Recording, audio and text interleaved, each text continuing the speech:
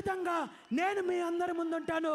నాలో ఏవైనా, నా నిర్ణయాల్లో ఏవైనా లోటుపాట్లుంటే, తప్పులుంటే మీరు దీన్ని గుర్తించినట్టయితే సరిదిద్దుకోవడానికి నేను సిద్ధంగా ఉన్నాను.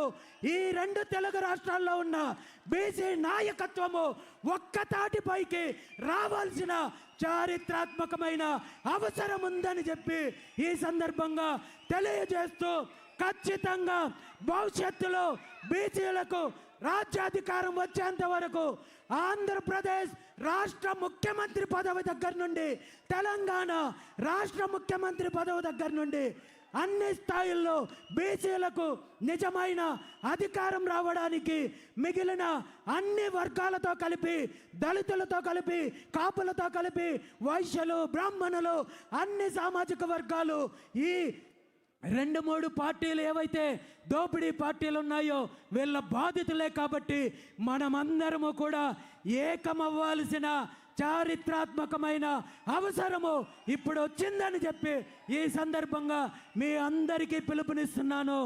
ఎందుకంటే ఈ పార్టీల వల్ల, వీళ్ళ దోపిడీ వల్ల, వీళ్ళ వంచనకి గురవుతున్నది ప్రధానంగా బీసీలు అయినప్పటికీ కూడా మిగిలిన సామాజిక వర్గాలను కూడా వీళ్ళు ఇలాగే వాడుకుంటున్నారు.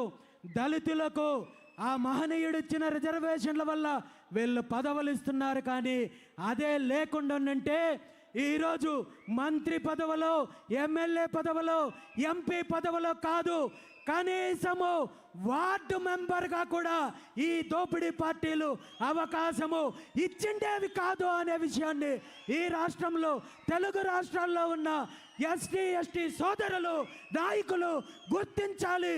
ఇప్పటి వరకు 79 సంవత్సరాల నుండి రిజర్వేషన్లు అనుభవిస్తున్నప్పటికీ కూడా దళితులను కేవలము వీళ్ళ చెప్పు చేతుల్లో పెట్టుకొని బానిసత్వంతో వాడుకుంటున్నారు తప్ప అధికారం లేదు, అభివృద్ధి లేదు. కాబట్టి దళితుల్లో చైతన్యం రావాల్సిన అవసరం ఉంది. ఈ ఉద్యమంలో కలిసి రావాల్సిన చారిత్రాత్మకమైన అవసరం ఉందని చెప్పి ఈ సందర్భంగా పిలుపునిస్తున్నాను.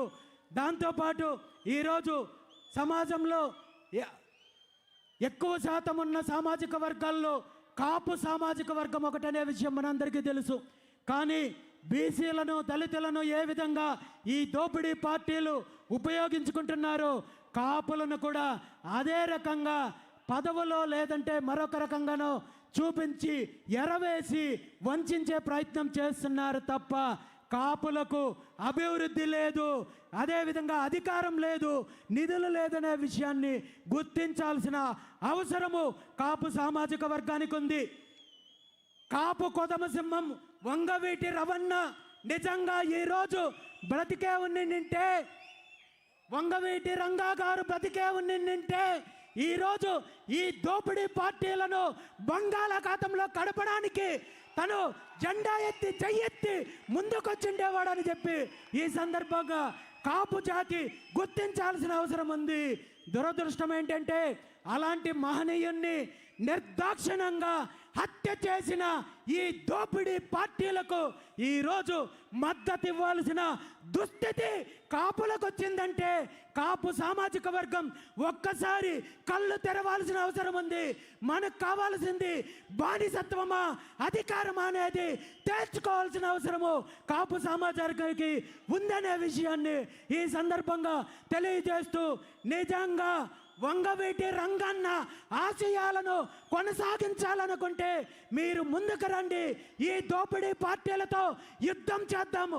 వీళ్ళ యొక్క దోపిడీని, వీళ్ళ అరాచకాన్ని తరిమి కొడదాము. దానికి కలిసి పని చేయడానికి నేను సిద్ధంగా ఉన్నాను. మీరు సిద్ధమైతే ముందుకు రండి. నేను ముందుండి ఈ ఉద్యమాన్ని నడిపిస్తానని చెప్పి ఈ సందర్భంగా తెలియజేస్తున్నాను. ఉమ్మడి ఆంధ్రప్రదేశ్ రాష్ట్రం ఏర్పడడానికి ప్రధాన కారణమైన పొట్టి శ్రీరాములు గారి సామాజిక వర్గం, వైశ్య సామాజిక వర్గం ఈరోజు రాజకీయంగా ఏ స్థితిలో ఉంది? ఉత్తర భారతదేశంలో రాజకీయాలను శాసిస్తున్న బ్రాహ్మణ సామాజిక వర్గం ఈ రాష్ట్రంలో రాజకీయంగా, ఆర్థికంగా ఏ పరిస్థితి ఉంది? ప్రతి ఒక్క సామాజిక వర్గము ఆలోచించాల్సిన అవసరము వచ్చింది. ఖచ్చితంగా ఈ దోపిడీ పార్టీల యొక్క పరిపాలన, అరాచకము భవిష్యత్తులో కొనసాగితే ఈ రాష్ట్రంలో మనకు మిగిలేది చిల్లి గవ్వ కూడా ఉండదు, బిచ్చమెత్తుకునే పరిస్థితి కూడా ఉండదు. మన భూములు అమ్ముతున్నారు, మన భూములు దోపిడీ చేస్తున్నారు, వనరులు దోపిడీ చేస్తున్నారు, ఇసుక దోపిడీ చేస్తున్నారు, శాండ్ దోపిడీ చేస్తున్నారు, అదేవిధంగా మైన్స్ దోపిడీ చేస్తున్నారు, మినరల్స్ దోపిడీ చేస్తున్నారు. పూర్తిగా రాష్ట్రాన్ని దోచేసి మన పిల్లలకు భవిష్యత్తు తరాలకి వీళ్ళు చిప్పని అందించడానికి సిద్ధంగా ఉన్నారు, కుట్ర పన్నారు. కాబట్టి ఈరోజు ఈ రాష్ట్రంలో ఉన్న అన్ని సామాజిక వర్గాలు ఆలోచించి ముందడుగు వేయాల్సిన అవసరం ఉంది.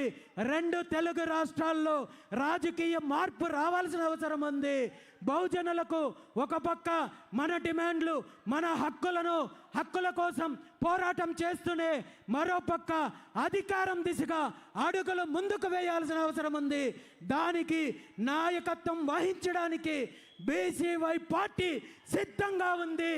వీళ్ళు ఎన్ని ఇబ్బందులు పెట్టినా, ఎన్ని ఆటంకాలు సృష్టించినా, ఎన్ని కేసులు పెట్టినా, ఎన్ని వేధింపులు పెట్టినా నా ప్రయాణం నా కంఠంలో ఊపిరున్నంత వరకు కొనసాగుతుంది తప్ప వీళ్ళ చిల్లర చేష్టలకు ఎక్కడ భయపడే పరిస్థితి లేదని ఈ సందర్భంగా మీ అందరికీ తెలియజేస్తూ ఈ ప్రయాణంలో ఈ ఉద్యమానికి నాంది పలుకుతూ మొట్టమొదటిసారిగా ఈరోజు ఈ బీసీ సింహగర్జన ద్వారా ప్రభుత్వానికి మనము మన హక్కులు, మన న్యాయపరమైన డిమాండ్లు సాధించడం కోసము 5 ముఖ్యమైన డిమాండ్లతో ఈరోజు బీసీ సింహగర్జన కార్యక్రమం ద్వారా మనం ఈ ఉద్యమానికి నాంది పలుకుతున్నామనే విషయాన్ని ఈ సందర్భంగా మీ అందరికీ తెలియజేస్తున్నాను.